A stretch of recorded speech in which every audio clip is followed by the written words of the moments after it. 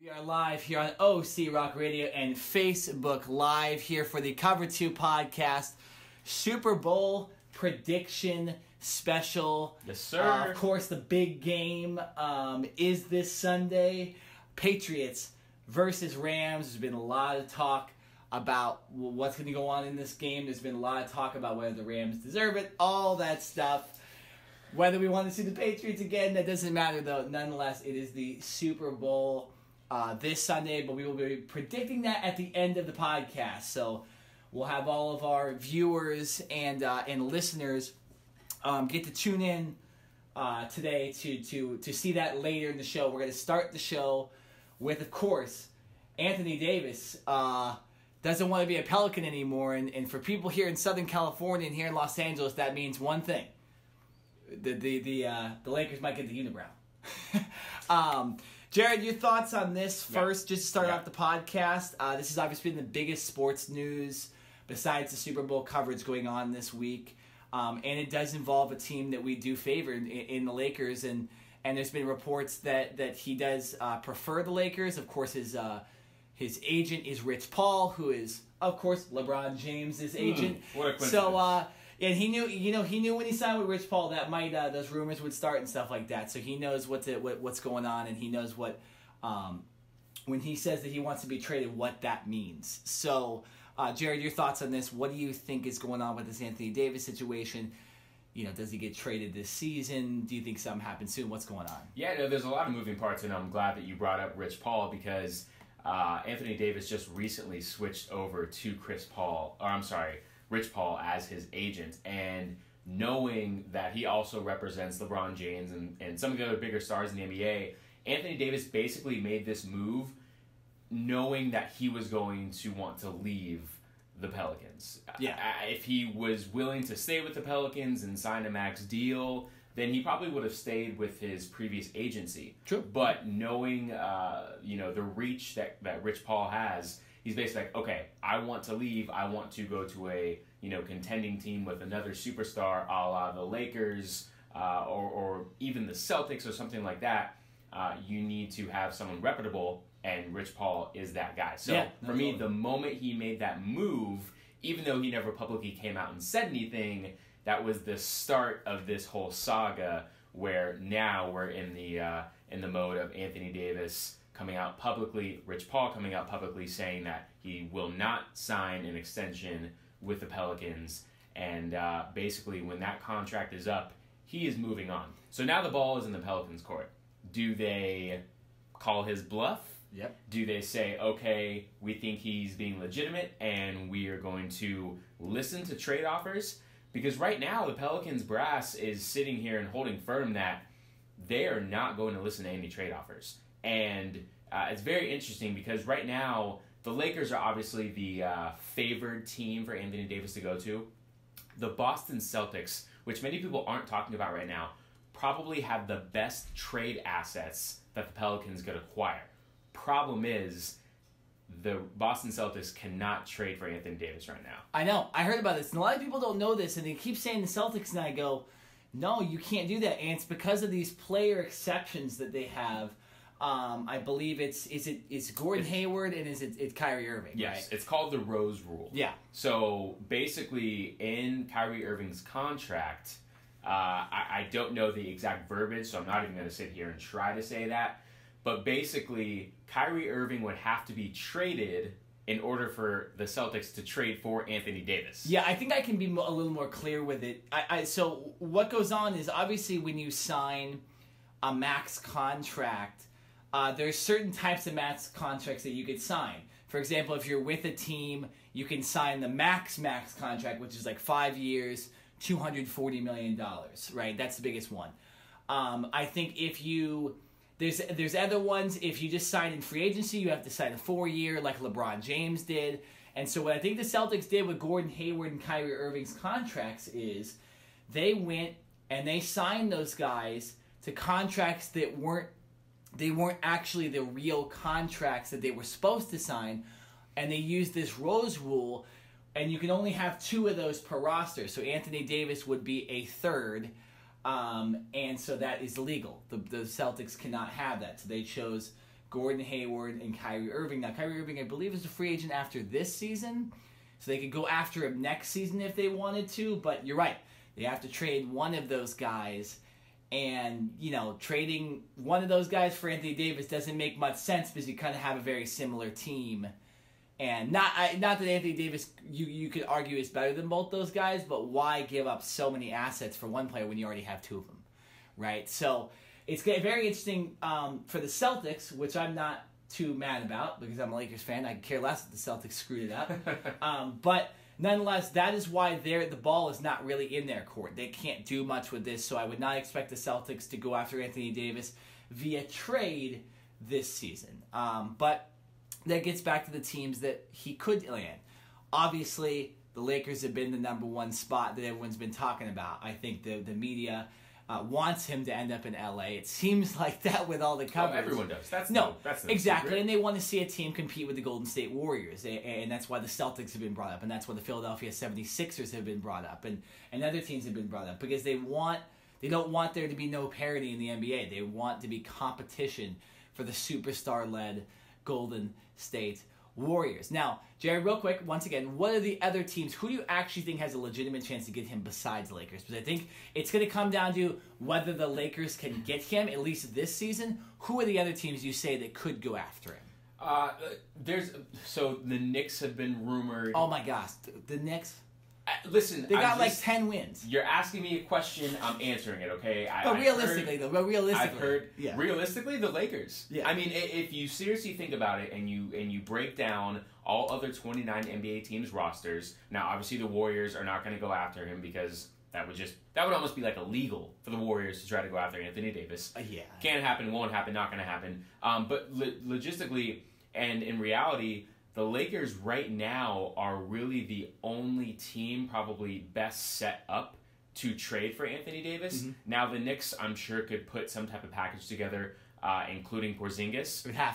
It would have to, but would that be enough for the Pelicans to even be interested? Because the Pelicans right now, just their mindset is, we don't have to trade Anthony Davis. Now, yes, him and his agency have come out and said that they do want to be traded, said that they will not re-sign a long-term deal with us. But we still, the Pelicans still own his rights until the 2020 season, the end of 2020. The end of next season. So that's another year and a half. So basically, the Pelicans can sit back and say, we don't have to do a damn thing, right? And in reality, if they really... Now, obviously, that could be burning a bridge and hurting your relationship with that star. And because you drafted him, I'm sure there's mutual respect between both of the player and team. I'm sure that's not what they want to do. But... Anthony Davis is trying to force their hand, and if I'm the Pelicans, I'm not trading him unless I get substantial value.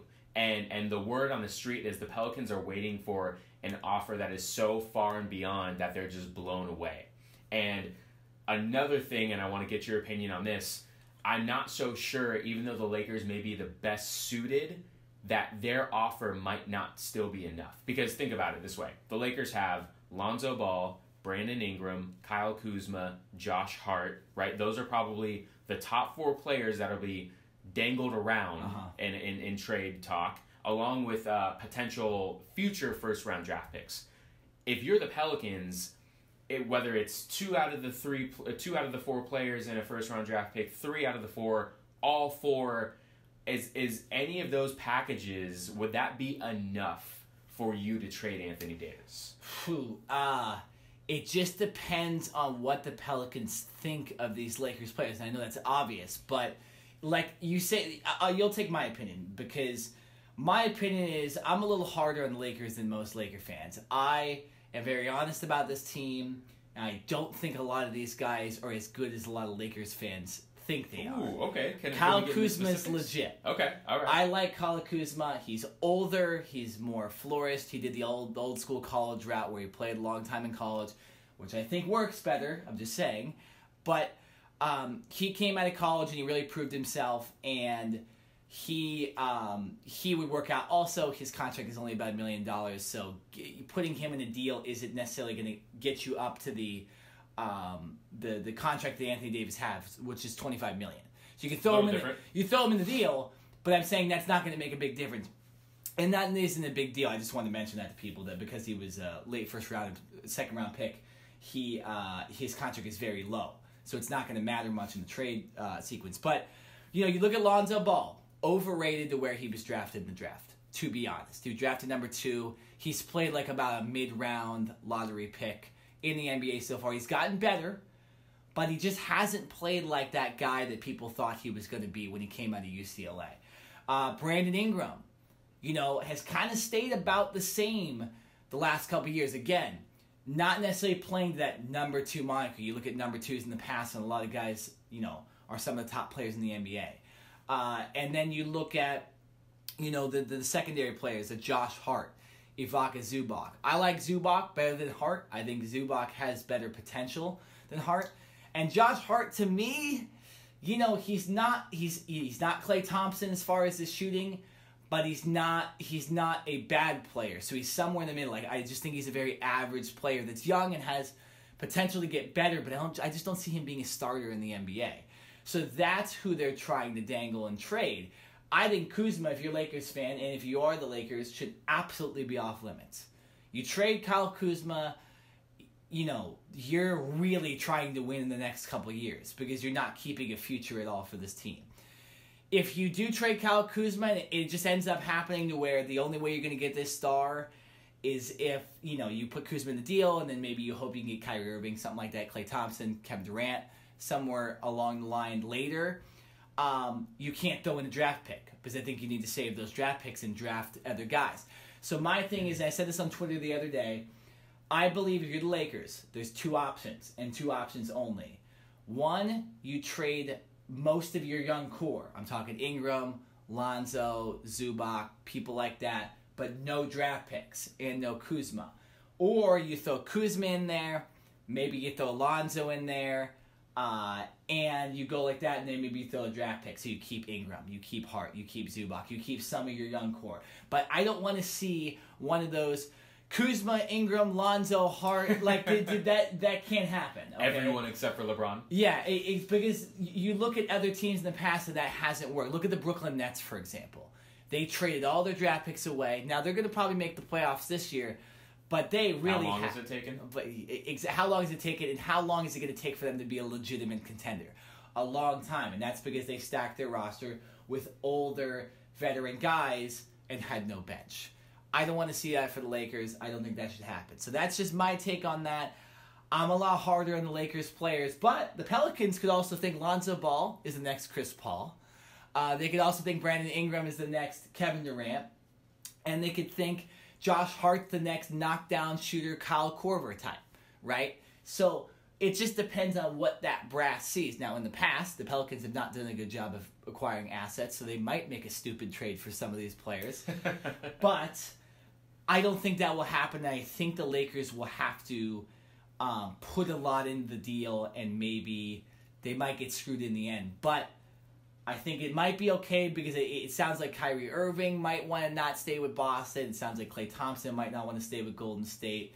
So we'll see. There's a lot of just rumors going around right now. And it's great. It's nice. And, you can say, oh, well, what if and what if and what if. No, and I'm not one of those guys either. I think you tweeted it. You're like, there's so many rumors going on. It's not real journalism. Yeah, it's just reporters, reporting on gut feelings and that type of thing. So 2 things. First and foremost, I get what you're saying. You don't want to. You obviously need to have other pieces around LeBron and a potential Anthony Davis because it can't just be those 2 guys. Playing 48 minutes for the rest of the season. Not going to happen, right? Yeah. Brandon Ingram last night dropped 36. And even though he got to a slow start, he looked pretty damn good. No, he did. And the game last night was funny because obviously the Lakers came back, but there is a future for this Lakers team because, and if you keep this young core around and then maybe just sign a free agent instead of going after a guy like Anthony Davis, when the Lakers are on the run and they aren't set up in their half court offense, they're much better. I mean, you saw a couple times the one everybody remembers from last Brandon Ingram dunking on Corey Brewer. That's Lakers basketball. That's always been Lakers basketball. Showtime, yeah, exactly. Pace. That's that Showtime style that Luke Walton wanted to kind of initiate a Golden State Warriors style. And then when they have LeBron, you have that half-court set player who can make it half-court. So the Lakers aren't that far off. That's why I predicted they'd be very, very high in the Western Conference as long as LeBron stayed healthy. So he didn't stay healthy, so that prediction kind of goes out the window now. But I still think this Lakers team has a future with this young core, and I'd rather see them go spend money than spend prospects. So, in my opinion, if you can get Anthony Davis with a deal and you win that deal, I'm okay with that, and you don't give up too many assets. But if they're asking for Kuzma and Ingram and a first-round pick, you can't do that. And I think you just go and you try your luck in free agency like they did with LeBron James, because obviously it worked. It hadn't worked under the old regime. It's worked so far with the new regime. So, Lakers fans, just got to relax. You don't need him next week. He's not. I still don't even think the Lakers could win the championship with Anthony Davis and LeBron James just because of how good the Warriors are this year. You have to build for the next couple of years because Kevin Durant, Klay Thompson, Kevin Durant, Draymond, Kevin Durant, Klay Thompson, and DeMarcus Cousins are all free agents next year. So, potentially all of those guys could not be on that team next year. So I think most of these teams have to play for next year, and the teams that have a lot of talent acclimated this year, you go for it this year. But if you're the Lakers, you got a little time. You don't need to win the championship this year. Yeah, speaking of next year, by the way, there's reports coming out of Kyrie Irving's camp that he would potentially like to team up with LeBron James again. Oh, yeah. Now, obviously, LeBron James is signed with the Lakers for the next 4 years. So if Kyrie Irving really wanted to play with LeBron, when his contract is technically up with the Celtics this offseason, he would have to come to LA. True, yeah. Now, we were kind of talking about Kyrie a little bit earlier, and I want to bring him back. Now, obviously, he's very, very injury prone, and I think that's part of the reason why the Celtics were hesitant in giving him the supermax, right? That supermax word. Like, 10 years ago, it used to just be like the max, right? It used to just be, all right, we're going to give this player a max contract, and that's it. Now there's like the max, the super max. There's all these different that's what levels. we're talking about. And what's weird about it is that you're saying that they didn't give the max, but they gave the player exception, and now can't go get So if you draft a player and then you want to sign him, you can then re-sign him. You can then re-sign him to a super max. Yeah. You have leverage because you can give them an extra year and extra money.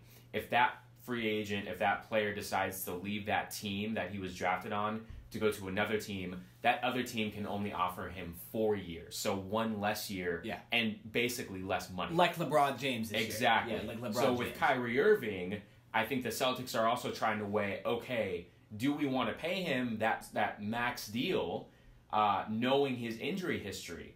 And if we offer him anything less, would he feel slighted? Would he even want to stay, or would he legitimately think about leaving?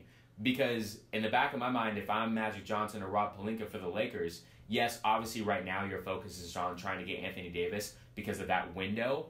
But in the offseason, when the Celtics can make a legitimate offer to the Pelicans, like I said at the beginning of the show, I believe the Celtics have better assets and can offer a better package to the Pelicans. So if you're the Pelicans, why would you trade Anthony Davis right now when you can sit back in the offseason and create more of a bidding war, right? So if I'm the Lakers, I have to have a backup plan, plan B, plan C, plan D, right? Obviously plan A, Anthony Davis. Plan B, wait till the offseason and see if we can get Kyrie Irving, okay? Yeah. And then there's other... Now, listen... Or Klay Thompson or Kevin Durant. Now, all this stuff is obviously rumors, and I just sat here a minute ago and said we shouldn't be talking about rumors because that's not real journalism. But here's the thing, though. I mean, there was a lot of people that there was a chance LeBron went back to Cleveland, stuff like that. So there's always... You have to think in advance, though, and you can't just go year from year and decide every year we're going for it. I mean, look, you look at the Dallas Mavericks, for example. They did that for a while after they won that championship in 2011, and it doesn't work. I mean, they're now not a very good team. They have a lot of good assets, Luka Doncic, Dennis Smith Jr., a lot of guys like that. But they're nowhere close to winning a championship because they try to go for it every year. So that doesn't work. You have to plan in advance. And the Lakers... they created cap space for LeBron James. They've been creating cap space for possibly a Kawhi Leonard or a second superstar. Exactly. So why not think about the future? It's not we're not trying to spread the rumors here saying Kyrie Irving, we heard that he's coming to LA. No. We're just saying those guys are free agents and they haven't signed an extension. So as long as you haven't signed an extension, we're going to talk about you as a free agent. I mean, we talked about Bryce Harper all last year. He's going to be a free agent. What's he going to do? You know, we're not spreading rumors. He hadn't signed an extension with the Washington Nationals yet. And now look at this. He still hasn't even signed. So, you know, the Lakers have to plan ahead. And you can't be stupid. Because here's another thing. LeBron James, he signed for 4 years.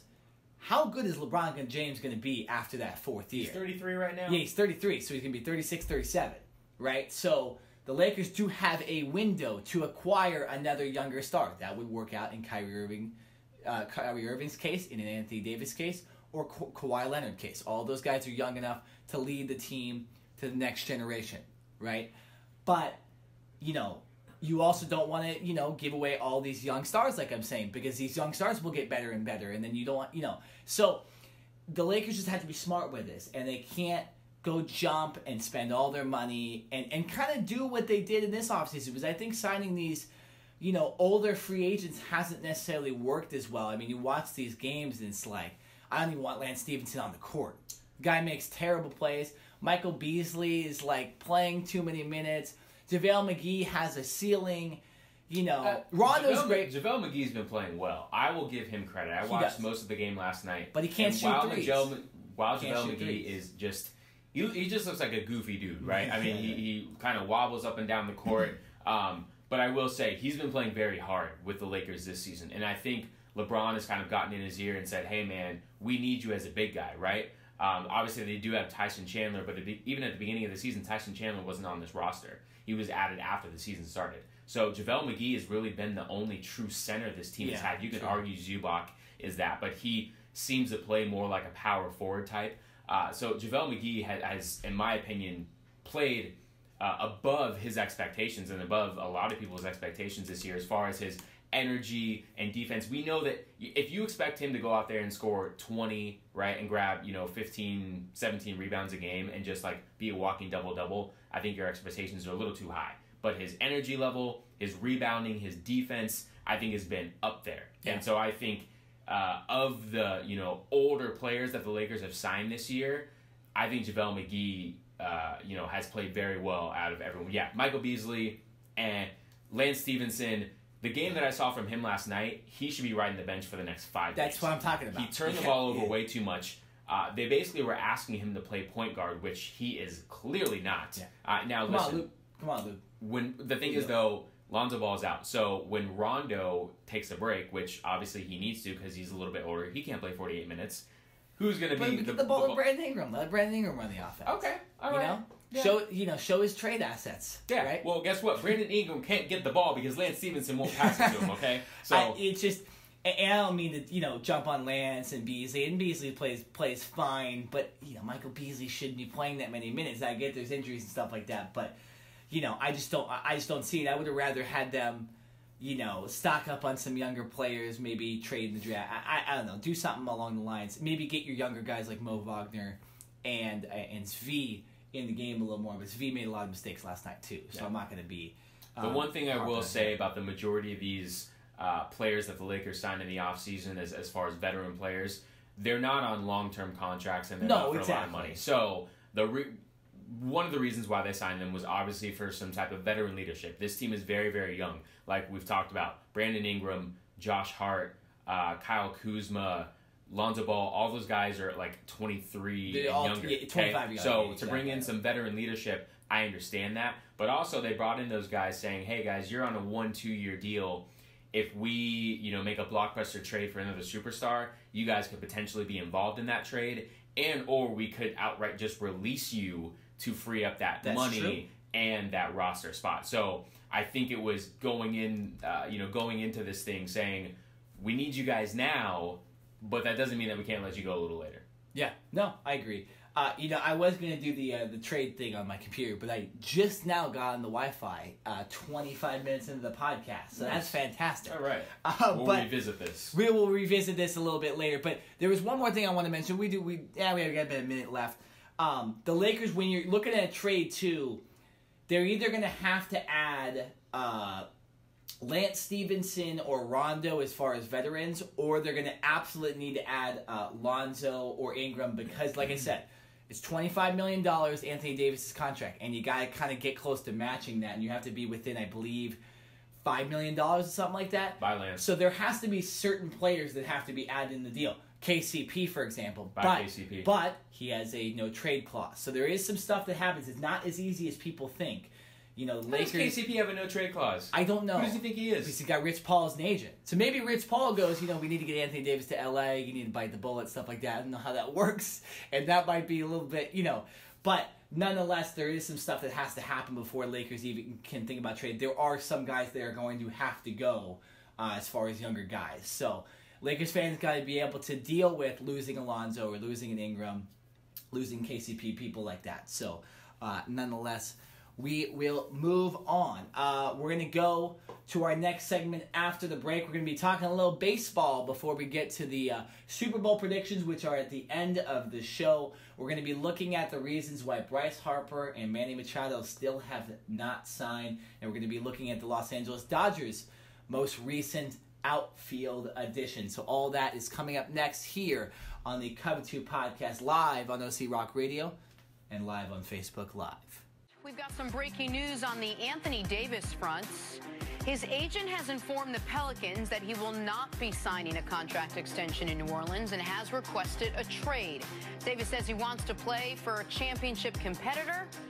Nick, you can't be completely surprised by this. What was your reaction? The only surprise is that he is doing it this year rather than in the offseason. That I thought the way Anthony Davis had talked and the way Rich Paul and his agency have been quiet about this, it seemed to me like the way Anthony Davis was going to inform the Pelicans, you should trade me, is when they slid across the table to him 5 years, $240 million, and he slid it right back to him, said, no thanks. A.J. Pollock headed to the Dodgers on a 4-year contract, and at the press conference over the weekend, he said what a lot of us had been saying, that they'd been looking at the Dodgers the whole time, and we kind of saw it as a match in the media, too. It happens on a 4-year contract. We are back here on the Cover 2 podcast on Facebook Live, on OC Rock Radio, and on to YouTube a little bit later. Or if you're watching on YouTube right now, you're watching YouTube, so I don't even need to say that. But we are moving to baseball. First time baseball talk in a while, Jared. It's getting closer to spring training. We're almost in February, which is the first technical month of the MLB season. And we still have two of MLB's biggest stars still free agents. I'm talking about Bryce Harper, and I'm talking about Manny Machado. Now, rumors have been running rampant. You know, Bryce Harper, you know, might not be able to be signed by the Dodgers anymore because they signed A.J. Pollock. Manny Machado has offers on the deal from the Chicago White Sox. He's looking at other teams. So, Jared, I'll let you start with this. What do you think is going on? Why have Bryce Harper and Manny Machado not signed contracts yet? I don't know. I seriously don't. Like, listen, no, in all seriousness, I get it. You know, a lot of teams are probably scared to give so much money away, even though these players are young and are basically in the primes of their career. Things could backfire, and like you mentioned off air, I know our guest Alex Silva's mentioned it. You know, JD Martinez signed late last year with the Red Sox, late February, and they went and won a World Series, right? So teams are probably waiting as long as they can and trying to make as many roster moves to make sure that it's the right fit. You know, but here's the thing: the Yankees trade away Yasiel Puig, Matt Kemp, free up cap space, free up roster space, or the Dodgers, to the Reds, and free up all this money and cap space and roster space. In a sense, like, to sign Bryce Harper, and yet nothing has happened. So my question to you that I've been wanting to ask you is, who's really in control right now? Is it the player? Is it the team? And secondly, if you're Bryce Harper and Manny Machado at this point, so late in the free agency sweepstakes, and we're so close to spring training, do these players take a lesser deal, take like a 1 or 2 year deal, more like betting on themselves, and then next year or the year after go for that like humongous $400 million contract? You know what? It's very interesting because if you look at JD Martinez, who you just mentioned, he signed in late February, almost in March. That he goes on to win the World Series, was an MVP candidate all season, and you look at his contract, I'm just going to pull it up real quick. He signed only a 5-year, $110 million contract.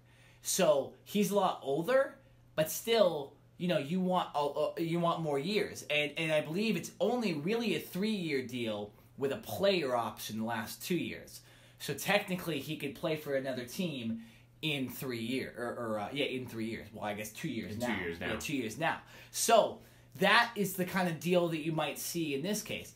I've seen a lot of people vouching, hey, Dodgers, someone else, 1 year, $50 million for Bryce Harper. Try it out. Try to go win a World Series with him. Because you look at the top contracts right now. Mike Trout, who is arguably the best player in the league, I think a lot of people would say that, was the highest paid player last year. $35 million. As he should be. Okay, so Bryce Harper wants 40 because he believes he's better than Mike Trout. Not true. Right? Not true. So if you're going to sign him for 1 year, $50 million doesn't seem too out of the range. You're already going to give him 40. Might as well give him $5 or $10 million extra dollars. Try to go win a World Series. Now, in the Dodgers case, they went out and signed a former All-Star center fielder, an A.J. Pollock. Great defender, oft injured, though. And the Dodgers can deal with that because they have a lot of depth. But I was a little surprised they kind of gave up on the sweepstakes for Harper when it was kind of getting down to the nitty-gritty and Harper's eventually going to sign. Now, I've even heard there's some people saying this might be a Le'Veon Bell situation where Harper just sits out if he doesn't get the right deal. I think that is a horrendous idea for baseball players because you miss your timing and stuff like that. It's just people have brought this thought up. It's not necessarily a rumor, but people have brought the thought up that if he doesn't get the right deal and he doesn't get the 8 years, the 10 years, something like that, he might sit out for a while and kind of hold out for a deal. It's very interesting, and I think these guys should take shorter deals. Maybe not 1 year, but yeah, go 2 years and then player option. JD Martinez, 3 years, player option. The Red Sox suck in 2 years, he's probably gone, right? And that's his right. So maybe Harper signed a deal like that. You sign an 8-year deal, but it's 4 years, and then the rest of the deals, you have an option to leave after that 4th year, right? If you really don't like the situation. So when you're 30, you still have an opportunity to go get 5 or 6 more years like JD Martinez did. It's very interesting. You're looking at the teams that he could be signed by. Philadelphia Phillies. They have a lot of cap space. They'll just be able to do Don't they have the most cap space right now?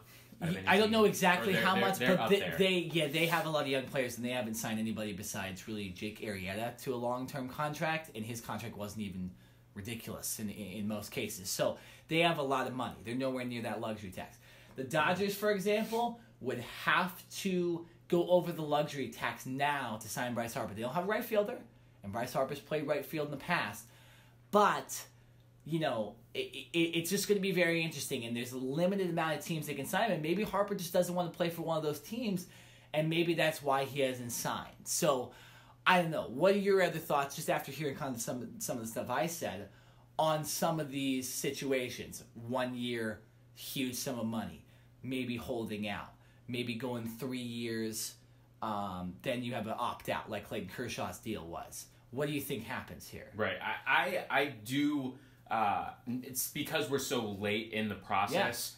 Yeah. I'm actually of the player's mindset that I would take that 2-year, 3-year deal with that last year being an option and more or less kind of betting on yourself, right? Because in baseball, your contracts are fully guaranteed. So you take a 1-year deal, you take an 8-year deal, and it doesn't matter. If you get injured, you're going to be paid, right? So we have Alex Silva. Yeah, Alex Silva commented, who's been on the show before. He's saying that teams actually like those short, friendly deals because they don't have to put a bunch of money on the table, a la Giancarlo Stanton for 13 years. A la Angels, yeah. Albert Pujols. Exactly. Albert Pujols is the worst example of all time of why you don't sign a guy to 10 years. Albert Pujols should be in a platoon this year. I don't want to see him playing every day. I'm just calling that out right now. Okay? All you Angel fans, we all know Justin Bohr should be playing first base and Shohei Ohtani should be playing DH if he can. Okay? At least against righties. I'm just saying. Sounds like a sore subject, man. It is. I'm just saying. The Angels have screwed themselves over so many years. They're missing Mike Trout's best years. Right. Because they have Albert Pujols jogging down first base every single time. Right. So, getting back to Bryce Harper and Machado, I do like the shorter term, shorter contracts for both of these players. My thing is, and I've said this on the, I believe a few weeks ago, that if you're the player and I think this relates more to the player than the actual team. Regardless of the contract that you sign, with spring training right around the corner, I mean, it's almost imperative, especially if you're going to a new team, a new city, that you would want to sign, get acclimated, get your house in order, get your family in order, start to feel some type of normal, and then be able to go into spring training feeling good. It's almost like now when these guys sign, it's like they're jumping around. It's like, oh my gosh, like I have so many things to do. How can I just focus solely and purely on baseball? So I understand that baseball is a long season, spring training is long, like there's obviously time to adjust, but I would want to be comfortable. I would want to kind of know where I'm going. And for these guys, it just seems like they're going to hold out until the very end, which we could see because we're basically at the end of January going into February, and spring training starts in March, if I'm not mistaken, correct? No, spring training, the players are reporting in about 2 or 3 weeks. Okay. I mean, it's getting close. Yeah, we're getting real close, right? Yeah. And so these guys are now having to, okay, I'm going to sign. Now I got to get my family in. Now I got to get them organized. Now I got to find out, you know what I mean? Like all of these things is not just about playing on the field. Yeah. So how these guys manage all of the off the field stuff as well, I think will kind of play and tell how these guys start their years off. If they start a little poorly, if they start a little sluggish, I'm not going to be surprised in the slightest. What do you think? Well, you bring up the moving and all that stuff. The one benefit that both of these star players have, they don't have kids. Okay, so that is an advantage to them that they're not moving kids out of schools. They're going to get $150 million all of a sudden just in their bank, not in their bank account, but it's going to be $30 million a year, something like that. You can buy any house on the market, essentially. Right, You can throw down any amount of money on any house in America, essentially, with all that money. So I don't think it's going to be that big of a deal. You look at even like these little things like Machado and Harper both have played in cold atmospheres in the past, so they can kind of go anywhere and deal with any type of weather as well. So I don't think the signing late thing is as big of a deal as far as them going. They've probably been looking at homes for the teams that have offered them contracts as well. Machado's probably been looking in Chicago and saying, it's minus 40 degrees there today. I don't want to ever play there ever again. But, so they have very similar situations. We forget that Manny Machado and Bryce Harper essentially played, they played in the same state and from the same area for a long time. So, this is, I don't think the moving thing is that big of a deal. I think it's more of them just trying to find the right situation, trying to get leverage and stuff like that, And so it's a very interesting topic. Now, ask the question again because I think I kind of went over the question's head. Yeah, no. So it was basically the moving situation, and in reality, I'm just going to jump to the nitty gritty right here. Where are these guys going to end up? Where's Harper going to end up? Where's Machado going to end up? We've made I don't want who has the best leverage or who. Where are these guys going? We're 3 weeks until guys report. You know what? Where are they going to sign? It is tough because I honestly didn't think LeBron James would end up in LA. And he ended up in LA. I thought that would not happen. So, Bryce Harper, I think he's going to sign. This is so tough. I honestly don't know. I'm just kind of guessing just based on my own knowledge of teams that have signed him. Stuff like I'm going to go with Bryce Harper signing a short-term deal with the Philadelphia Phillies. Really? Yeah. Because I just think they have enough cap space to where they can, if Bryce Harper doesn't perform, they can waste that money, and they still will have the chance to sign other guys. You look at Manny Machado. He's been offered by the Chicago White Sox. He has friends and family there. I think he's got to end up in Chicago. His deal, I have no idea what it's going to be because obviously he has those kind of, not off-the-field issues, but on-field issues with like the late slides and the not hustling. So, I honestly, get back to me next week with a prediction and I'll do more research and just, because I don't know, because all of a sudden the Dodgers could just be like, we want to go over the luxury tax, $60 million for 1 year. Something crazy like that, and that could happen, right? And they go, we're trying to win a World Series. We've lost 2 years in a row. Some other team, the Red Sox could be like, we want to win the World Series again. 2 years, $45 million. So I don't know. And in this situation of it becoming so late, the chance of a super long deal, I think, is not going to happen anymore.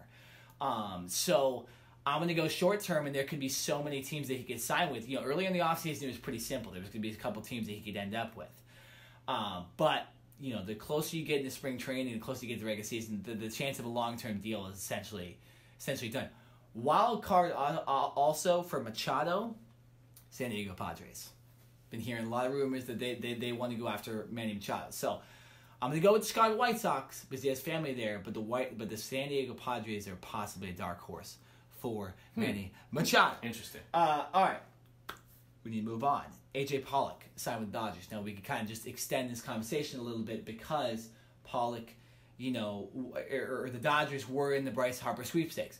They signed A.J. Pollock 4 years. Let me get this exact money range right on this. 4 years, $55 million, 5th-year option. So Pollock, I believe, is in his late 20s, early 30s, so this deal makes a lot of sense. Oft injured, though. And he's going to probably play some center field. He'll probably platoon with guys like Cody Bellinger, Jock Peterson for center field. I'll give my thoughts on this. First was just, I'm a Dodger fan at heart. I like the deal, but I better not see Harper sign a 1-year deal somewhere. I'm just saying that. Because if the Dodgers missed out on signing Bryce Harper potentially for, 8 years, 4-year, opt-out clause, I'm going to be angry, okay? Because they had enough money to sign him, and going over the luxury tax once isn't that bad for a penalty. And the Dodgers have gone over it in the past, and they restarted their luxury tax, so they didn't have to pay a luxury tax last year. So they could go over it once and then get back under it. So, they trade all those guys, and then a lot of people say, A.J. Pollock's production compared to Yasiel Puig's production is very similar, and Puig is younger. And I go, yes, but Puig was very inconsistent and at times was kind of a wild card what he was going to do on the field and stuff. There was fights. There was other stuff. Pollock doesn't bring any of that stuff. He brings great defense. He brings a solid character, and he brings a pretty consistent I think style of consistency play. is just the right word that you Yeah, can use and also people forget that Yasiel Puig would have costed a lot more than A.J. Pollock. Okay, this deal, bad at math, but it's under $15 million a year, right? So you're looking at Puig would have been more than that because he's younger, he's more of a star kind of personality and stuff like that. So I think this is a solid deal for the Dodgers.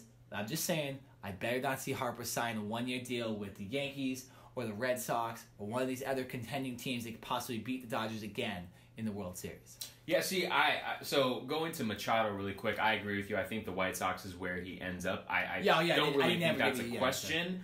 And now with A.J. Pollock, I still don't think it's out of the question that Harper signs with the Dodgers. I mean, listen. Here's how I think of it. The Dodgers have been in the World Series the last 2 years, right? And they have failed the last 2 years. Now, you can argue that it was more pitching than anything else, and that they need to get better production out of their closers, and even with their starting pitching. But in reality, if you have an opportunity to get Bryce Harper, right, the biggest name out there, I don't care who you have in your outfield right now, okay? A.J. Pollock is not Bryce Harper, right? There's no right fielder. You trade away both of your two outfielders, right, and you now only have one. I'm still going after Bryce Harper, okay? I'm doubling down. Like you mentioned, Pollock is injury prone, so there is no guarantee. I believe he had a thumb injury last year, but there's no guarantee that he will give you, 162 games, or I don't think even that's 150 even with just breaks in between the seasons. They're going to make the playoffs, right? Too, So I'm still going after Harper very hard, and because I'm the Dodgers, because they're in LA with the sunshine and the spotlight, there's no bad weather, right? All the endorsement deals, all that. I'm giving him a 1 to 2 year deal and saying, this is going to be your best offer. Come help us win a championship right now. Yeah. There's no waiting. So for me, this one is a simple answer. I know that you said the Phillies can be in the mix. There could be some other dark horse teams. If I'm Bryce Harper, and especially if I'm the Dodgers, I go after Harper with basically, not a super long-term deal, 2 to 3 year deal max, 3rd year player option, and I said, let's go win a ring. That's what I say. I think it's a little more simplistic for me than it is for you. But like I said, you're more the baseball guru. Jared, you're thinking a little more selectively. Exactly. If they sign Bryce Harper for 1 year, I will come in with full Dodgers gear. I'm talking about baseball pants, everything. I'm talking everything. Well, you better get that ready because I think that's going to happen. It's an interesting thought, and the Dodgers have tended not to do that in the past. Where obviously you look at the last couple of years, they haven't signed big time free agents when they've had a chance. Right, and they haven't won a World Series in how long? So which I agree with. No, I agree tide. with you. This is why I'm saying he better not go sign a 1 year deal with somebody else because the Dodgers could do the same thing. So if you're competing, you're looking at the Yankees right now. Their roster is stacked. They have an amazing bullpen. I'm not just saying that because my friend is comedy. The Yankees are my team to beat this year. The Red Sox, obviously, a lot of talent. Bullpen's a little shaky. They don't really have a closer anymore. But they're still a great team. The Houston Astros will come back once Carlos Correa gets healthy. Those are the AL teams you're going to be competing against in the World Series. Because I think you look at the NL right now, the Cardinals are good, the Cubs are good. The East has a couple teams, depending on if they sign Machado or Harper like that. But I think the Dodgers still have the best chance to get to the World Series overall, and they have so much experience, And so I think you're looking at those AL teams as well, and those AL teams are better. And you cannot have Harper go sign with Cleveland for 1 year, or go sign with Boston, or go sign with New York. I agree with you. That's what they should do. I just don't think it's going to happen because it's not the way the front office has ever worked under Andrew Friedman and all these guys. Then they'll continue to get to the World Series, if not close. But something interesting to think about that a lot of Dodgers fans probably forgot. The GM, Farhan Zaidi, jumped to the Giants this season. There's no GM right now. So it's a bunch of guys making decisions. There might be different thinking right now in the Dodgers brass because there's no GM anymore. That GM is gone. Why do you think they have not signed a GM? Because they have enough front office prowess. They don't need a GM. They have a lot of former GMs at the top of their front office. And Andrew Friedman is essentially kind of the GM anyways. I think he was always on the, making the final decisions. He's the president of baseball operations.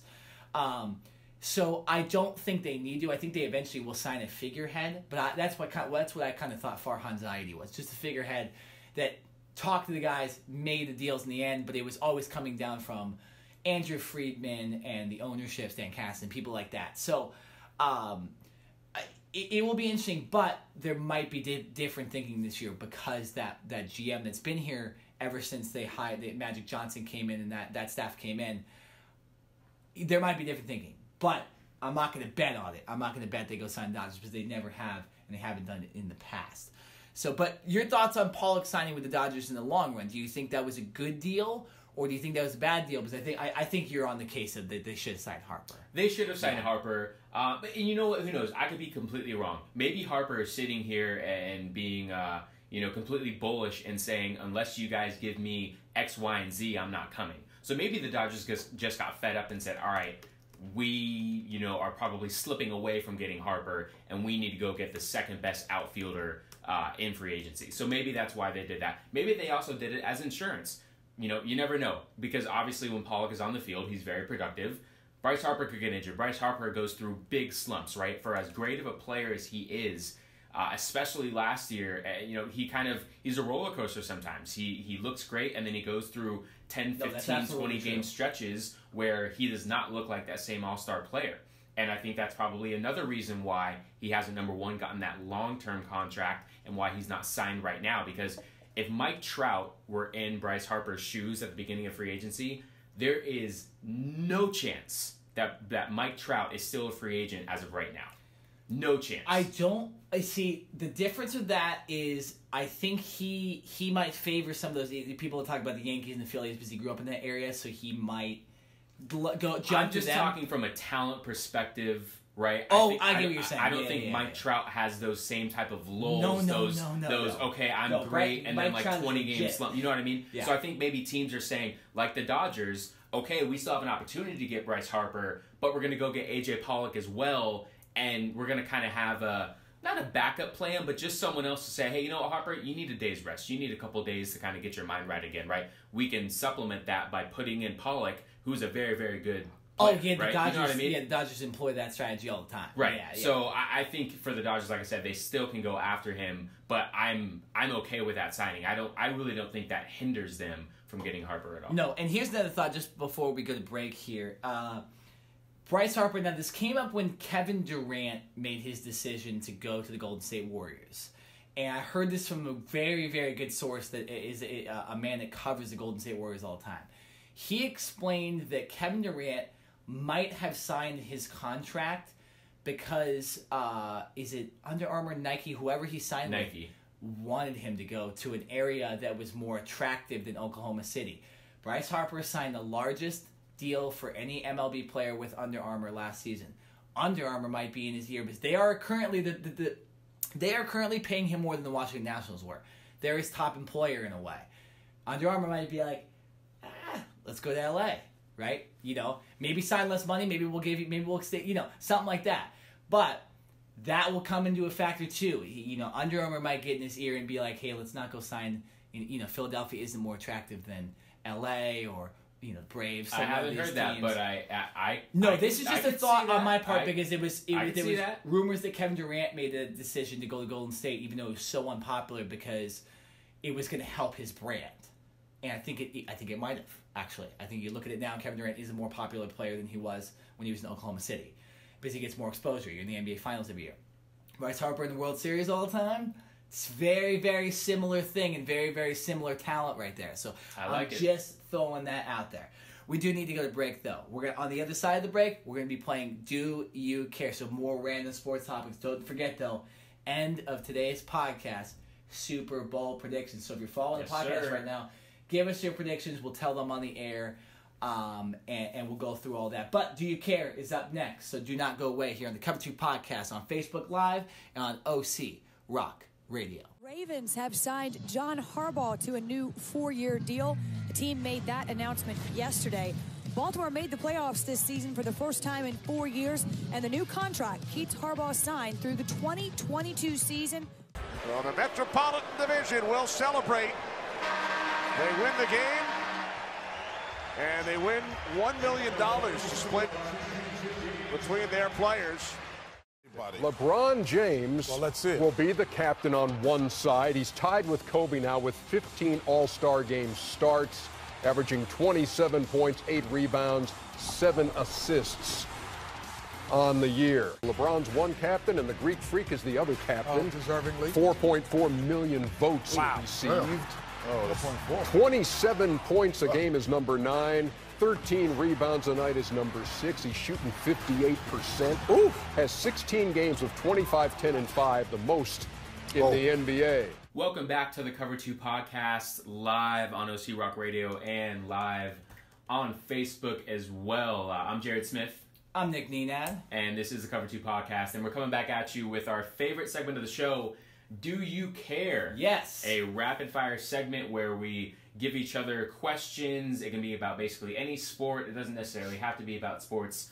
Majority of time it is. And basically we've got about 30 seconds or so to give our opinion on if we care and a quick analysis of the topic. So this is once again rapid fire, and this will go fairly quickly. Nick, you get the first question today. Yes. Do you care that Ichiro signs a 1-year deal with the Mariners? I do not. Because Ichiro will probably not be a factor. But this is a very interesting story. He kind of left the team to join the front office last season, and now is signing another minor league deal to come back and play. The dude can still play professional baseball, but not at an extremely high level like he used to. So him signing back with the Mariners is more of a formality. I think he's going to probably help train this new Japanese acquisition that they just got. Kikuchi, I believe, is his name, so that might help out with his transition into the MLB. But nonetheless, this isn't an important signing, just a funny thing, because normally you don't see 45-year-olds getting new deals in favor of a 1-year deal. So, nonetheless, do not necessarily care about that. All right, Jared. Do you care that the NBA All-Star starters were announced this past Thursday? I do care, and I do like the kind of new format that the NBA has gone to with this All-Star game. And for those who don't know, before it used to just be East versus West, right? The All-Star starters and reserves were picked from, part of it was from the fans, the other part was from, former NBA players, media, all that stuff. Now, there are 2 captains, doesn't matter, it can be from the East or the West, and then there's all-star starters and reserves. Those two captains basically pick their team. So I actually like that a little bit more. I think it makes things more interesting. It's all now broadcast live. Last year it was not, and there was kind of people who were really upset because they wanted to see this happen. And so I think it just brings a little bit more spice to the All-Star game. A lot of times, especially like in the NFL, and we're going to get to that in a little bit, the games can be kind of boring. Obviously, it's an All-Star game. It doesn't mean anything. It's an exhibition. So players aren't trying their hardest because obviously they don't want to get injured. It's in the middle of the year, and your main focus is on helping your team win. So for this All-Star game, I think it spices things up. You can have LeBron James and Kyrie Irving playing on the same team, even though one's in the East, one's in the West. Yes. So I really enjoy it. I think it's cool to kind of see who gets picked first and who gets picked last. Even is telling who gets picked last. That's true. It's a very good point. Even though you're an All-Star. So I'm looking forward to it. The starters were already announced, and the reserves will be announced later on this week, I believe. So yes, I do care. Nick, do you care, speaking of All-Star games, that the NHL All-Star Game and Pro Bowl were both played this past weekend? No, I do not care. I did not watch either.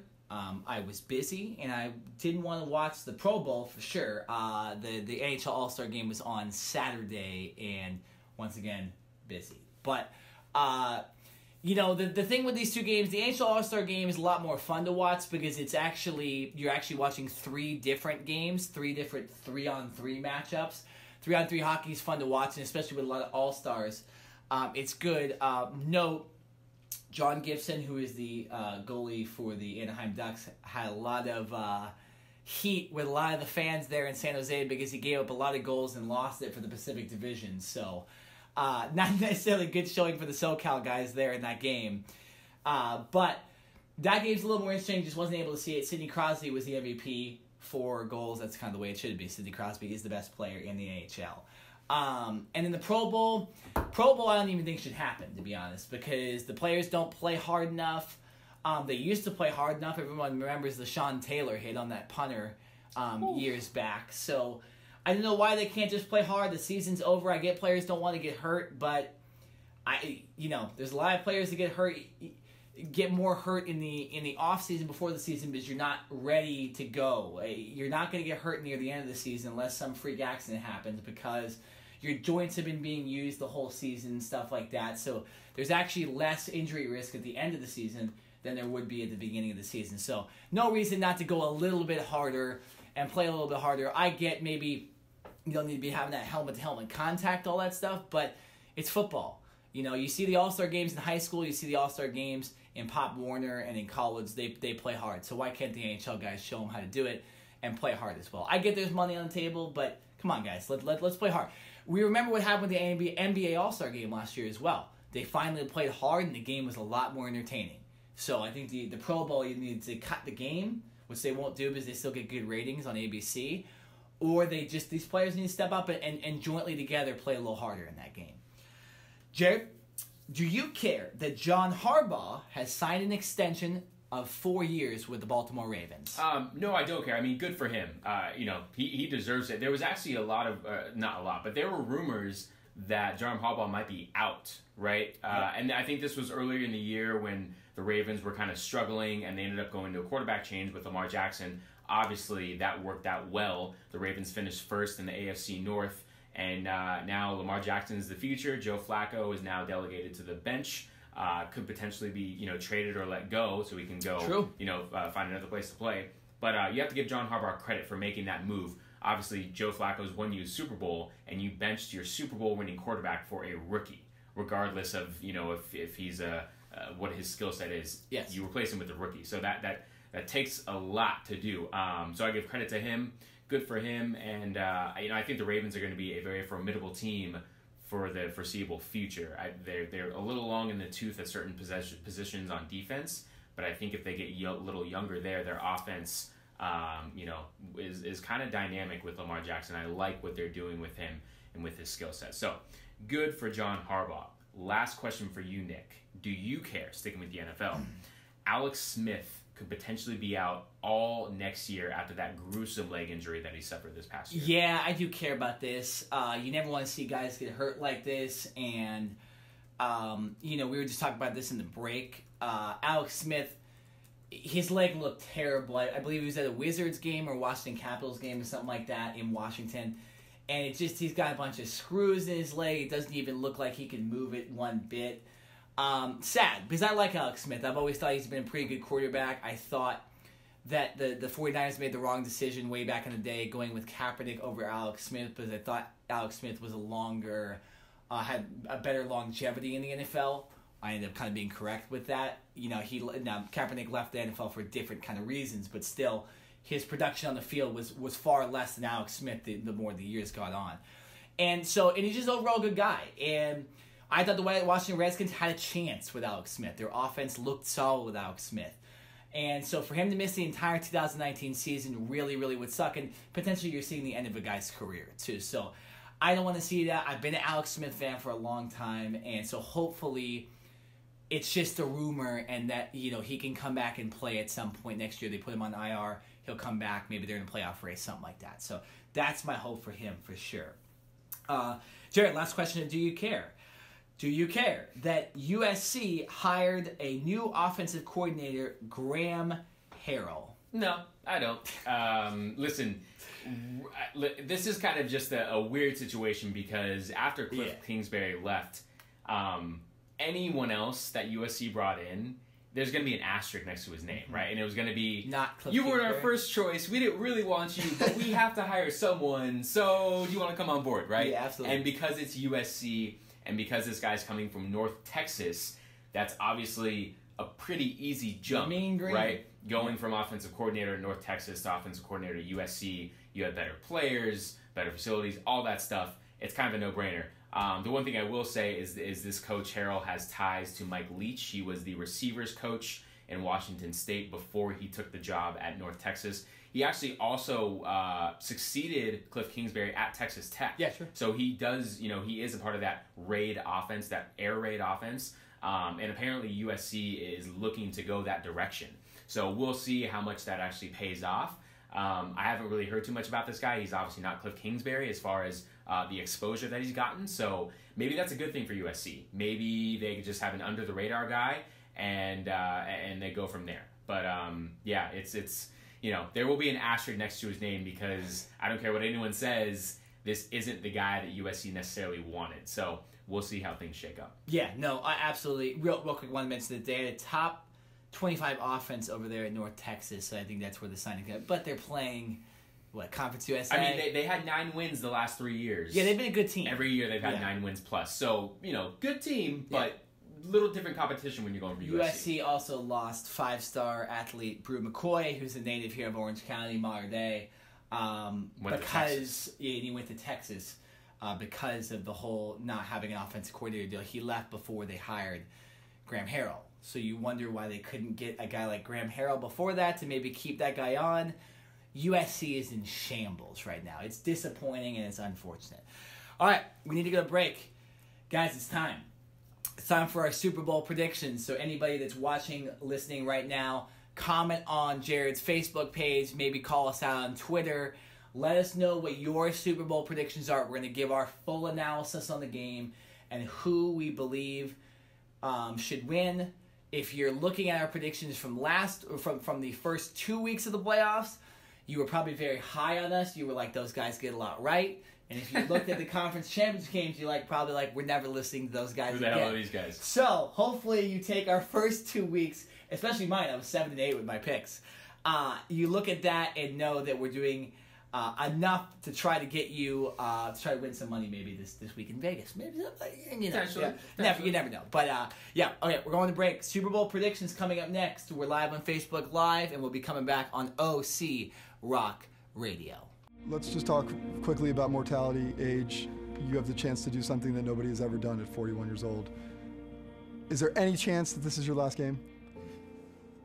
Zero. Zero. Say it. I don't want to just say There's it. Zero. Yeah, Okay. There's zero. I've said that for a long time. I feel like I'm asked that a lot, and I feel like I repeat the same answer, but no one wants to believe me. I feel like one of the coaches in the AFC East, trying to tell you, are you sure this is not your I not the end? know. I know. How's your health? It's good, man. Feeling good. Super Bowl 53. You see how you just clicked that switch and you start smiling and you went into that?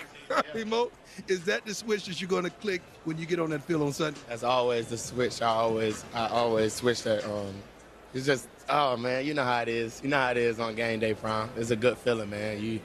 You know, you just get on that field and you just feel like you can't be stopped, and that's how you're supposed to feel. We are back here on the Cover 2 podcast, live once again on OC Rock Radio and live on Jared's Facebook Live. Once again, I'm Nick Nenad. And I'm Jared Smith. And this is the main event of the podcast, to use some wrestling terminology because I do a wrestling podcast, but this is the main event. We're predicting the Super Bowl right now. We've done our research. We've obviously watched the whole season. You've seen us cover the NFL. So we're going to predict the finale. It's the Los Angeles Rams versus the New England Patriots. The Rams, technically the home team in this game, so they'll have the choice in the coin flip. But other than that, really no advantage coming into the game. How do we want to start this? Do we want to... Oh, predictions are at the end, so we're diving into this thing. Yeah, no, we're gonna definitely do some analysis to get you. You know, if you haven't been following the NFL as much, or you kind of forget, the Patriots got to the Super Bowl by winning the AFC East, blowing out the Chargers, and beating the Chiefs in overtime to get in. The Rams, of course, won the NFC West, defeated the Cowboys, and controversially beat the Saints in OT last week. Not last week, 2 weeks ago, to get in. You know what? Let's start with this real quick, Jared. Because I saw a couple people bring this up, and our boy Terrell Owens brought this up on a TV show the other week. And I usually don't try to grab stuff from other sports TV shows, but I thought this was very interesting.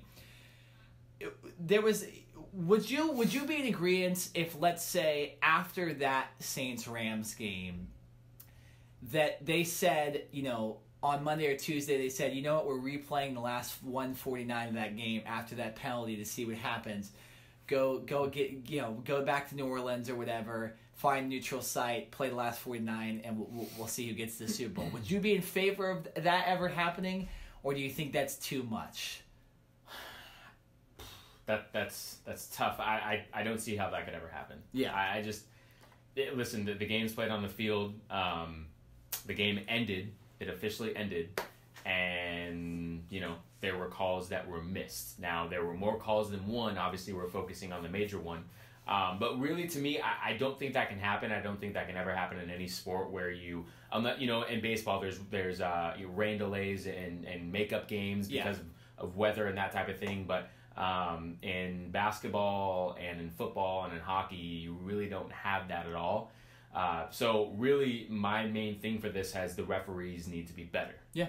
And that's just plain and simple. Like, the referees need to officiate the game better and do better. Now, that also opens up a whole nother bag of worms because, and I've mentioned this on multiple occasions, that referees need to be full-time employees. Referees need to, year-long, be practicing, looking at film, staying in shape, doing all the things necessary and required of them to be the best that they can be on the field, so that they are helping the game and not hurting the game. Because what they did 2 weeks ago, or what maybe one official did, or what he didn't do, was he hurt the game.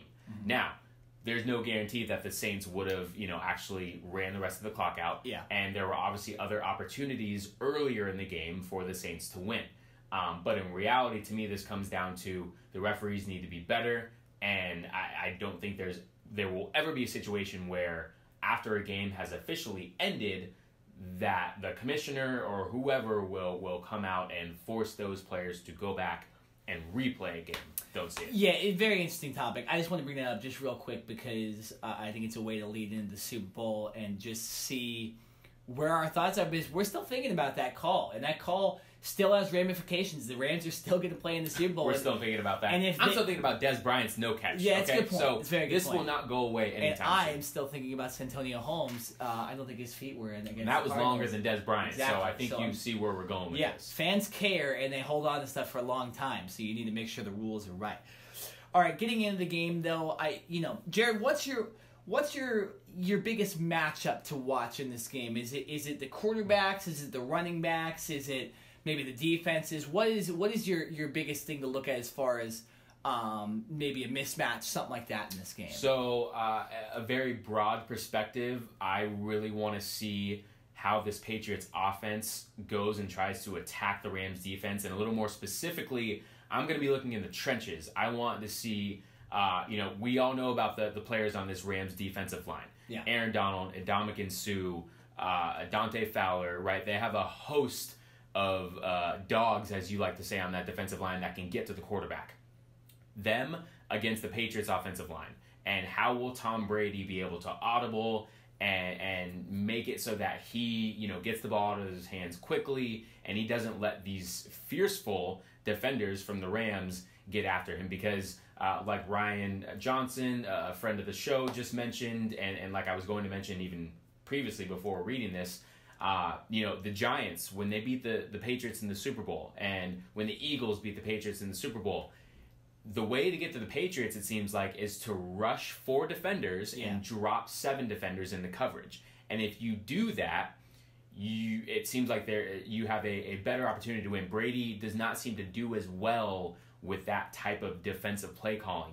If you're blitzing, right, Brady's probably going to see it. He's been in the league for too long. He has seen every defensive scheme you can think of, pretty much. If you only rush 3, then Brady's going to be able to basically sit in the pocket and eventually pick you apart. Yeah. So both the Eagles and the Giants in previous years have been successful at rushing 4, dropping 7, and while it may not look like it in the first quarter, as the second half and when you get into the fourth quarter comes along, the defenses seem to get stronger and stronger, and I think we saw in both of those matchups, like I just mentioned, that's what happened. So if you're the Rams, even though you don't necessarily like to do it a whole lot, I would rush 4 and trust that your back 7 can hold up in the passing game. That is going to be the key for me going into this matchup. Yeah, no, that's an interesting take. I like it. You look at their pass defense, the LA win the regular season, and it was 14th in the NFL. So not middle of the pack, not great for some of the names they have on that thing. Now they were missing Talib. Marcus Peters didn't have the best year he could have, but nonetheless, they still are. They're not bad. It's not a bad DB core, so I like that. My matchup is going to be the running back matchup, and both these offensive lines are very good. Pats was number 4 during the season. Rams was number 6, so not really an advantage there for either team. But that means the running backs are going to get more yards than most running backs. You look at the Dallas Cowboys. You get Ezekiel Elliott gets so many yards because that offensive line is amazing over there. Sony Michel, 5 touchdowns, 242 rush yards his last 2 games. Okay, that's huge, and they're not passing touchdowns; those are rushing touchdowns.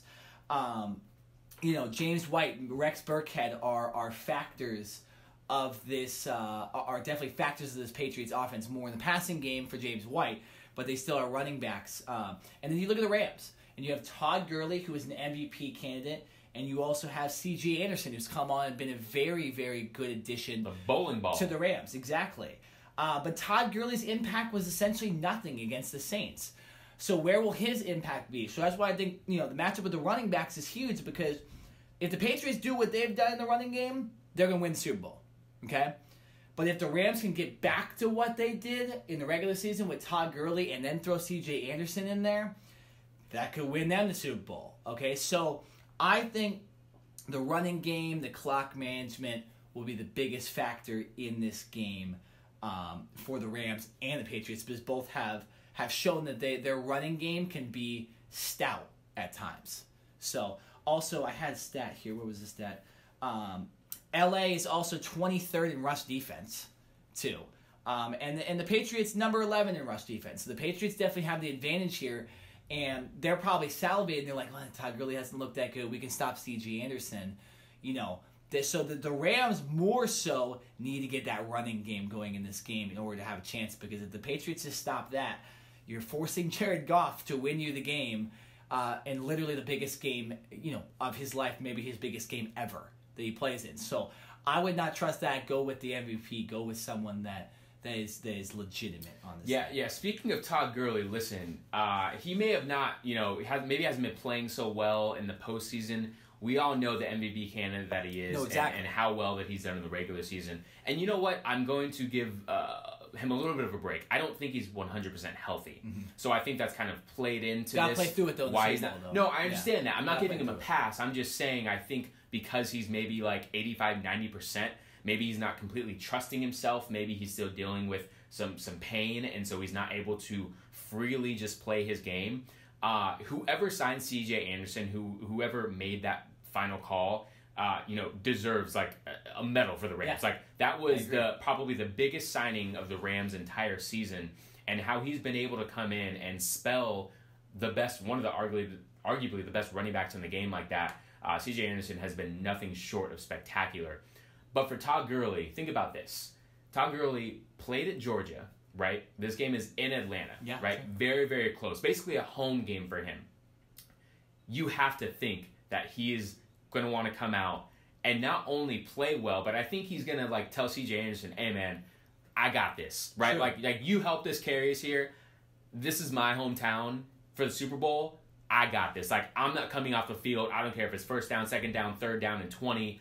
I got this. Yeah. So if I'm expecting big things from Todd Gurley, we saw in the last game with the Saints, right? He had 2 drop passes. Yeah. One of those drops turned into an interception, and I think after that, his mental psyche just kind of went away, and that's why Coach McVay kind of pulled him off a little bit. There's no way that his psyche's going in this game. He's going to be hyped up. He's going to be ready to go. I know he's going to have a lot of his family in the stands. He's going to want to impress everyone, impress his hometown. This will be a huge game for Todd Gurley. Mark my words. That's going to be a huge thing. But guess who else went to Georgia?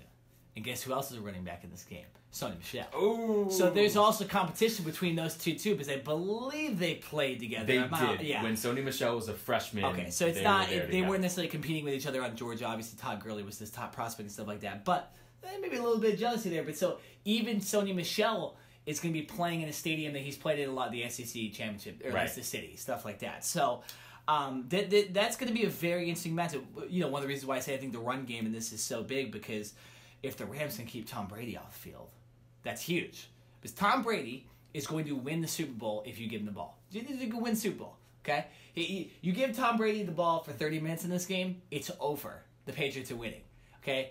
Unless there's like fumbles by the running backs or balls get tipped by the receivers, Tom Brady will give you all the tools to win the game. Those players just got to go out and win it. So that is going to be very, very interesting. Now, looking at the past game, let's compare Tom Brady and Jared Goff. And I know this is kind of a ridiculous question to ask, but you have to ask it. It's the Super Bowl quarterbacks. I'll ask you this, Jared, in a way. Has Jared Goff impressed you in the playoffs, and has he impressed you enough to where you think he can actually lead this team and make the big plays to get them a Super Bowl victory? This is really tough, man, because he's a former first overall pick, right, coming out of Cal. And we know that he has talent. I don't think the question has ever been like his actual talent, obviously, or he wouldn't have been a first pick.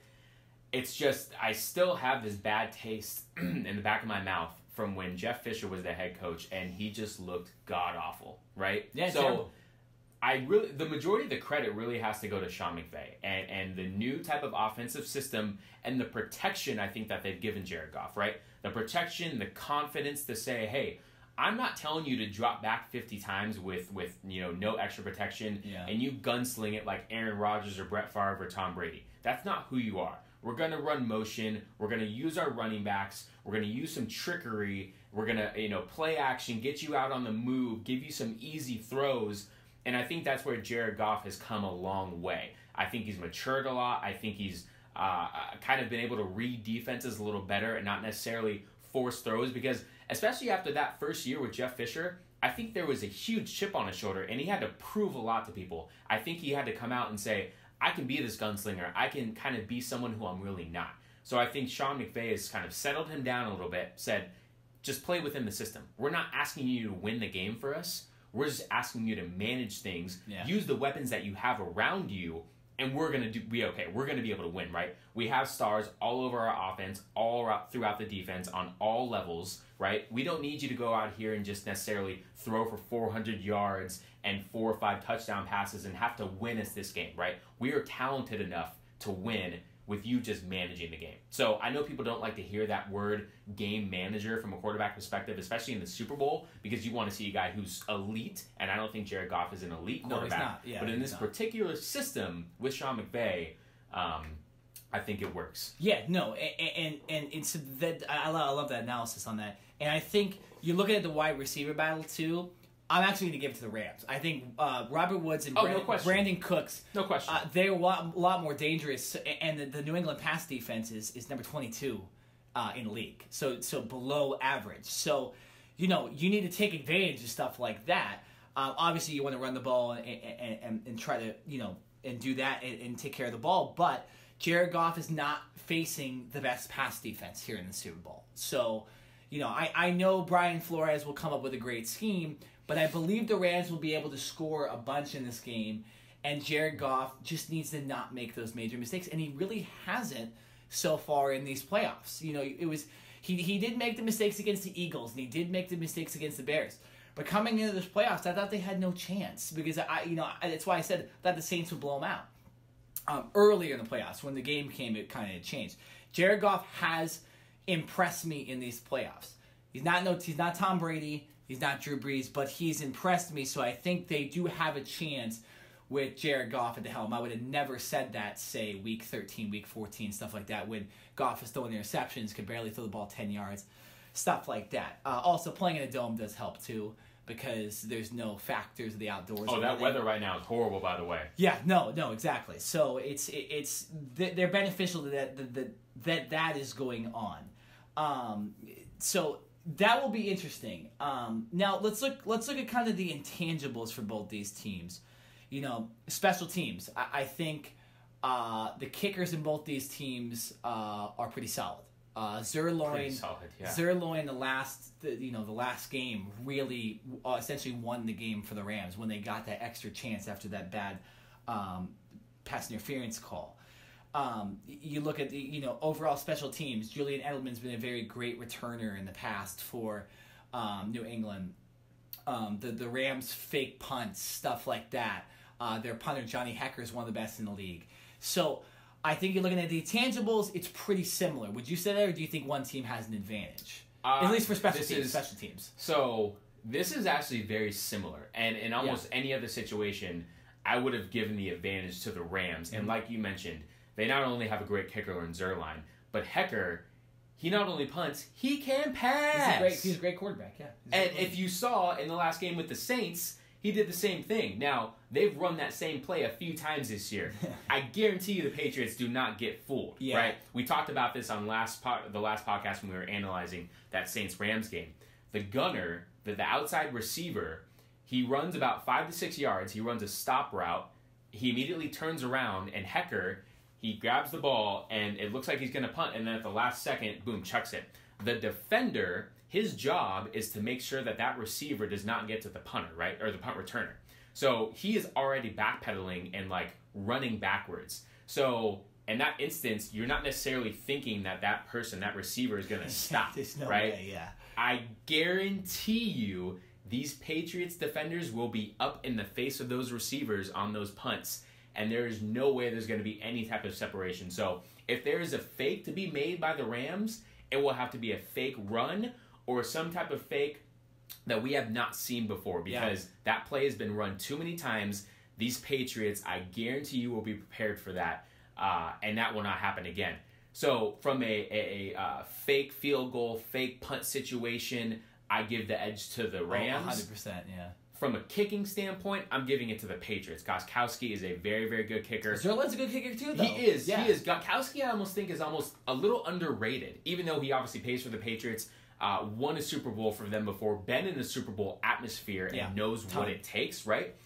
He doesn't really get talked about too much. And I think it's just because he's so consistent and he doesn't necessarily miss on the kicks that you would expect. I think he's just kind of calm, cool, and collected. Yeah. So, yes, Zerline is very good, and Zerline probably has the stronger leg. But as far as experience goes and just that kind of calm, cool demeanor, if there's 3 seconds left and I'm looking for a kicker, between these two that I would want to win us the Super Bowl, I'm actually going with Gostkowski.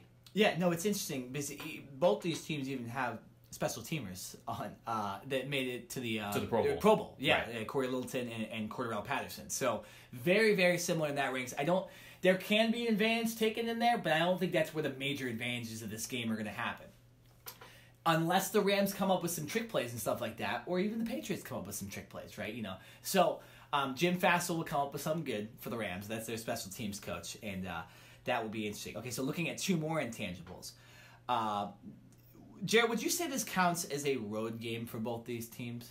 I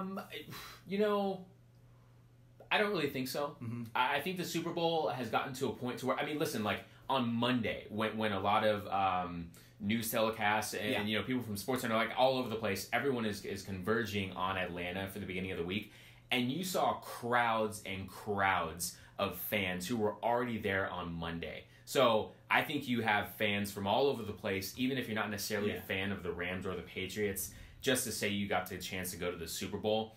I really don't think it's going to be an advantage or a disadvantage for either team, especially with the fact that it's in a dome. The weather will not be a factor at all. Now, if the Saints, now this is obviously hypothetical, and I'm just going to bring this up really quick. If the Saints would beat the Rams and the Saints were in the Super Bowl, the Saints would easily have an advantage because really they're close New Orleans and they're very close. Mm-hmm. The fact that they're not, I really don't think that will be a factor at all. It really won't for the Patriots. The Patriots have been in almost every type of situation you can think of.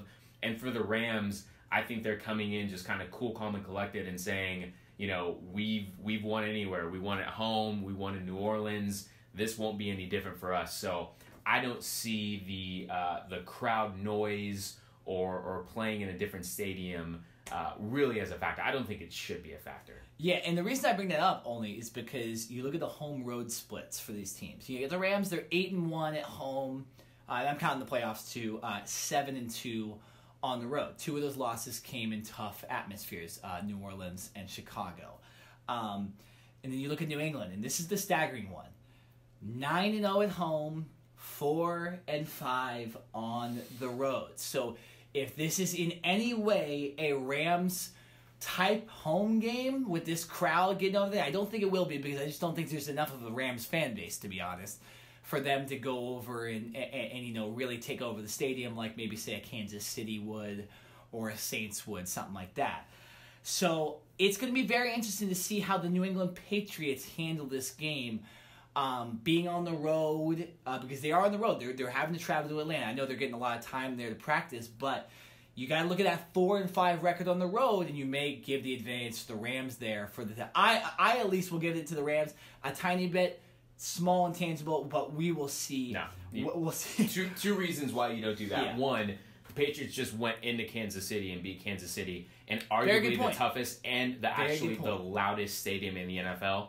So that's one point. Number two, last time I checked, Tom Brady and Bill Belichick are still playing and coaching for the Patriots. Yep. That's not an excuse for them. Like I said, they've been through every type of situation you can think of as far as a football athlete goes, and player coach. To me, it's all that stuff goes out the window. I don't. They've been in the Super Bowl too many times. Tom Brady's been in the Super Bowl. Will be his 9th appearance in the Super Bowl. Okay, it's incredible. I don't buy. It seems like any more, of that. doesn't it? It does. I don't buy any of that. Yeah. Okay. Well, another thing too to mention about that, one of those losses was the Hail Mary by the Miami Dolphins at the end of the game. So, be forward. Take it with a grain of salt. Exactly. You brought up Bill Belichick. The last intangible I want to go over is the coaching. And there's a lot of good coaches, and it's not just the head coach with these two teams. You obviously have Bill Belichick and Sean McVay, two of the brightest minds in the NFL. Belichick, obviously, with more Super Bowl experience, more playoff experience, more experience overall than McVay. But McVay has been lauded as one of the smartest coaches in the NFL. Then you even look at the ranks of the assistant coaches. Brian Flores and Josh McDaniels, two head coaching candidates coaching for the Patriots. I mean, Brian Flores is going to become the Miami Dolphins coach after this game. So you already have that in there. Josh McDaniels has been a head coach, almost joined the Colts last year. Great offensive mind. And then you even look at LA. Wade Phillips, been a head coach, great defensive coordinator. And Zach Taylor, the quarterback's coach, he's going to become the Cincinnati Bengals coach. So where do you... because it's pretty easy to give the advantage to Belichick and all that stuff, but do you think that McVay and this staff is good enough, and they're not going to be taken advantage of in a way? No, of course they are. If they made it to the Super Bowl, of course they're good enough. Yeah. And listen, I'm not taking anything away from them. The smartest thing that Sean McVay did the moment he accepted the head coaching position with the Rams was he went and signed Wade Phillips, right? Yeah, he understood at the time he was a 31-year-old, still the youngest head coach in NFL history, right? And he said, listen, I know that I'm a great offensive mind.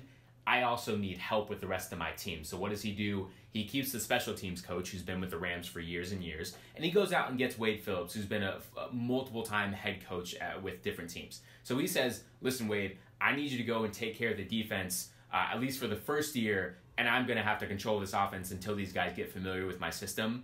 Now they're at a point to where, like, you see it, and you do see it in other sidelines as well, but especially with the Rams, when the Rams defense is on the field, Sean McVay isn't even worried about them. Yeah. He is literally talking with Jared Goff and the offense, and his back is turned to the playing field, right? He trusts Wade Phillips so much that he doesn't even need to be there or see what's going on. Now, obviously, if it's the end of the game or if it's a big situation, he will be. But a lot of times, he's focused on what the offense is doing, and they're getting ready for their next possession, and he's letting Wade Phillips literally be the head coach and handle everything. So, from that standpoint, I think that was very smart of Sean McVay, because he got that experience that he needed, and he can lean on Wade Phillips. Now, with saying all of that, the Patriots, and it comes down to experience, you have to give them the edge. Yeah, right? Their coaches have been to more Super Bowl appearances than the Rams have. And I just, at the end of the day, with having 2 weeks to prepare, and with the amount of times that Bill Belichick and Tom Brady and the rest of this staff have gone through this motion of having 2 weeks off or having a week off, getting to the Super Bowl site a week early, knowing how to prepare, I just don't see how you can go against these guys. They have it down pat. They have a specific routine. They know what to tell their guys, how to get ready, when to practice, when to rest, right? It's almost one thing. It's kind of weird because you don't want to overload your players with too much information, knowing that there's so much time until the game. It's not like the game was played last week and the guys had to get ready for 1 week, right? You have 2 weeks to prepare. You're going to a different city for an entire week. So I think there's a fine line of saying, all right, guys, we're going to do small installation here on this day and slowly add things. If you just give your players the full playbook, I think that's kind of overloading them, and I think that can kind of intimidate them a little bit.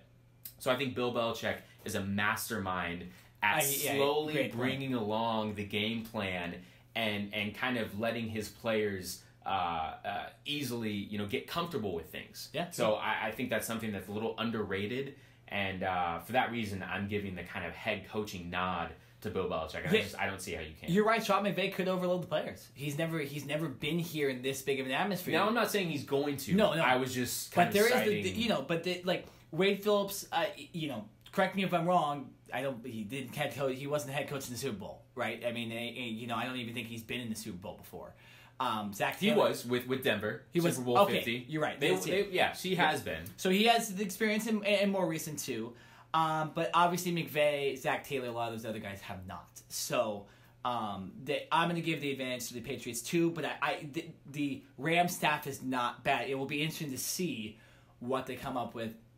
If they make mistakes, if you can see the New England Patriots take clear advantage of something, maybe one of those fake punts just gets intercepted right off something like that. It'll be interesting to look and talk about the game next week and see, if the Rams won, wow, they did it. They beat the Patriots. They had a game plan. Or if they lost, you pick apart, see what the Rams did wrong, see that experience. That's a great point. I think you'll only hear on the Cover 2 podcast too right there. All right, so we got about 5 minutes to go. Kind of give me, Jared, your keys to the game for each team. It can be, it can be 1, 2, whatever you want to do, and then give me your prediction. Who do you think wins Super Bowl 53? All right, so quick keys for each team. First, I'll start with the technical away team with the Patriots, and like I mentioned, it comes down to Tom Brady and this offense, right? We understand that the Patriots defense isn't the defense of old necessarily. They don't really get to the quarterback as much. They play more coverage, and they're kind of scheme based, right? So they don't necessarily have stars on their team, but the collection of 11 guys that are on the field play really well together, and they do just enough to give Tom Brady time, right? And Yeah. they don't, give up 40 points a game. They're not getting bullied over or anything like that. But really, this comes down the Patriots offense. If Tom Brady has the ball last, the Patriots are going to win. Right? I think it's as simple as that. For the Rams, you mentioned it earlier. Control the clock. Keep Tom Brady off the field. That is your best defense, and I think their best opportunity to beat the Patriots. At the end of the day, I think experience beats out youth in this one. I've got the Patriots 27-24. Okay, I love it. Yeah, I love it. Really, really close. I think in the end, Tom Brady has the ball with less than 2 minutes. He drives them down. Gostkowski kicks a game-winning field goal, and the confetti drops down, and the Patriots continue to reign as the most dominant franchise in the last couple decades. Yeah, no, it's crazy. All right, my keys to the game. I have 3 for each team. I'll just run through them real quick. For the Rams to start with, you got to get Todd Gurley going. I think on offense, you take advantage of the Patriots' poor pass defense. Take advantage of those great receivers you have. Stars on defense need to step up. There's a reason they signed and traded for all these guys for the Super Bowl, right, to get to the Super Bowl. So they need to step up and limit Sony Michel on defense as well, so especially those interior linemen. I think you mentioned that earlier. And get Gronkowski completely out of the game. That guy can win a team a Super Bowl. I think you just get him out of the game like the Chargers did in a way. Unfortunately, they weren't able to stop anything else but Gronk. But I think if you can do all of those things, you got it. And then win the possession game. You said, I think you took it right. You took the words right out of my mouth. Take advantage of the clock. Don't allow Brady to be on the field. I had that in my notes. For the Patriots, run the ball down their throats like you did against the Chargers. Use Sony Michel like you did. Get every running back involved. Limit Todd Gurley and C.J. Anderson. Make Jared Goff beat you, because that is a recipe. You don't want to make Tom Brady beat you if you're the Rams, but if you're the Patriots, you want to make that's a better bet than Todd Gurley running for 200 yards. That's not going to work out very well. And like you mentioned, you took the words right out of my mouth again. Use your Super Bowl experience. Have the ball last. Because if you have the ball last, there is no way the Patriots are going to lose this game. It's almost impossible. It would take a drastic Gostkowski miss or maybe a Brady interception, which we have never seen. Usually when they've lost Super Bowls, it's been because teams go down, Eli Manning, stuff like that, and win the game in the last couple seconds. My official prediction, New England 35, Rams 31. They'll be high scoring. Ooh. It'll be a high scoring game. Wow. I think the Rams will be able to take advantage of that poor to average Patriots defense, and I think that it's going to be the Patriots winning 35-31. Unfortunately, because of my pick'em league, I have to pick the Rams in order to try to win my money, just because of the way it ended up being. But my official prediction is the Patriots, and I would bet my real money on the New England Patriots. What did Greg, I am your not son, say? going with the Rams. He said they beat my Cowboys. I can't go. I'm still bitter. I can't do it. I'm sorry. Yeah, it's 27-24. Your prediction, New England minus 35-31. So some scoring in each of our games, but yeah, we believe the Patriots will win. RKJ Man had it 30-27 Rams. Not surprising he went against the grain with Los Angeles there on that one, but nonetheless, yeah, we both got the Patriots winning. So we'll talk about next week. About a minute to go on the podcast. Those are our Super Bowl predictions. There you go. Anything else you want to say real quick, because we don't have a lot of time. Yeah, no, like I said, this is going to be a very good game. Now, we've talked about experience versus youth, and obviously the Patriots being there so many times, and the Rams, this is really, especially with head coach Sean McVay, this is their first appearance for many of their guys. Jared Goff, Todd Gurley, Brandon Cooks, all of Aaron Donald, this is the first time for these guys. So do not be surprised if this game starts out a little bit slow for them, right? Their eyes can be very, very wide and bright, and there's a lot happening. You don't want to make a mistake early, so you could see them being a little tense in the beginning. It may take them a quarter or so to really settle down and get things going. There you go. You hear the music right there. If you're listening on OC Rock Radio, if you're listening on YouTube, you're listening on Facebook Live, you can't hear anything, but it doesn't matter. You can hear us. Yeah, you can hear us, which is the most important thing. All right, Super Bowl 53. We got the Patriots winning that game. Be interesting to see if LA can pull it out after kind of scratching and clawing their way into the Super Bowl. But nonetheless, Patriots winning Super Bowl 53 according to the Cover 2 podcast. Once again, I'm Nick Nenad. I'm Jared Smith. And this has been the Cover 2 Podcast.